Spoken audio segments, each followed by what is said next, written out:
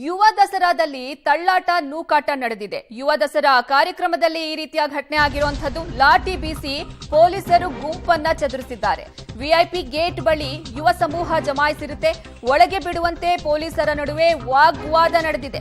ಪೊಲೀಸರು ಹಾಗೂ ಯುವಕರ ನಡುವೆ ತಳ್ಳಾಟ ನೂಕಾಟ ನಡೆದಿದೆ. ಪೊಲೀಸರು ಹಾಗೂ ಯುವ ಸಮೂಹದ ನಡುವೆ ವಾಗ್ವಾದ ನಡೆದಿದೆ. ಯುವ ದಸರಾ ಕಾರ್ಯಕ್ರಮದಲ್ಲಿ ತಳ್ಳಾಟ ನೂಕಾಟ ಸಂಭವಿಸಿದೆ. ಲಾಠಿ ಬೀಸಿ ಪೊಲೀಸರು ಗುಂಪು ಚದುರಿಸುವಂತಹ ಕೆಲಸವನ್ನ ಮಾಡೋಕ್ ಮುಂದಾಗ್ತಾರೆ. ವಿಐಪಿ ಗೇಟ್ ಬಳಿ ಯುವ ಸಮೂಹ ಜಮಾಯಿಸಿರುತ್ತೆ. ಈ ವೇಳೆ ಒಳಗೆ ಬಿಡುವಂತೆ ಅವರು ಪೊಲೀಸರಲ್ಲಿ ಕೇಳ್ಕೊಳ್ತಿರ್ತಾರೆ.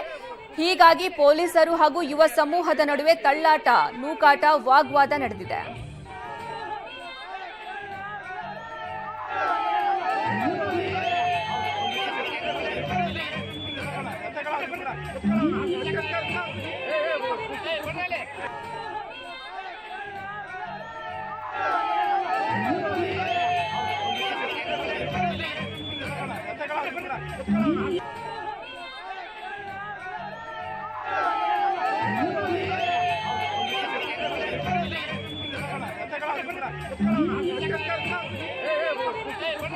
ಈ ಬಗ್ಗೆ ಹೆಚ್ಚಿನ ಮಾಹಿತಿ ನೀಡ್ತಾರೆ ನಮ್ಮ ಪ್ರತಿನಿಧಿ ರೋಹಿತ್. ಸಂಪರ್ಕಕ್ಕೆ ಸಿಕ್ಕಿದ್ದಾರೆ.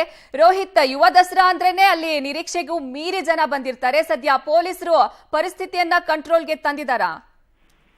ಅರ್ಪಿತಾ, ಇವತ್ತಿನಿಂದ ಯುವ ದಸರಾ ಕಾರ್ಯಕ್ರಮ ಆರಂಭ ಆಗಿರುವಂತದ್ದು. ಅದು ಮೈಸೂರಿನ ಹೊರವಲಯದಲ್ಲಿರುವಂತಹ ಉತ್ತೇನಹಳ್ಳಿಯ ಬಳಿ ನಡೀತಾ ಇರುವಂತದ್ದು. ಇದೇ ಮೊದಲನೇ ಬಾರಿಗೆ ಬೃಹತ್ ಆಕಾರದಲ್ಲಿ ವೇದಿಕೆ ಹಾಕಿದ್ದಾರೆ. ವೇದಿಕೆ ಮುಂಭಾಗ ಅಪಾರ ಸಂಖ್ಯೆಯಲ್ಲಿ ಚೇರ್ಗಳನ್ನು ಕೂಡ ಹಾಕಿರುವಂತದ್ದು. ಶ್ರೇಯಾ ಘೋಷಾಲ್ ಅವರ ಮ್ಯೂಸಿಕಲ್ ನೈಟ್ ಇವತ್ತಿತ್ತು. ಸಾವಿರಾರು ಸಂಖ್ಯೆಯಲ್ಲಿ ಯುವ ಸಮೂಹ ಸಹ ಬಂದಿತ್ತು. ಒಂದಷ್ಟು ಜನರು ಏನು ವಿವಿಐಪಿ ಗೇಟ್ ಬಳಿ ಹೋಗಿ ನಮ್ಮನ್ನ ಅಲ್ಲಿ ಬಿಡಿ ಅಂತೇಳಿ ಕೂಡ ಪೊಲೀಸರ ಜೊತೆ ವಾಗ್ವಾದ ಕೇಳ್ತಾರೆ.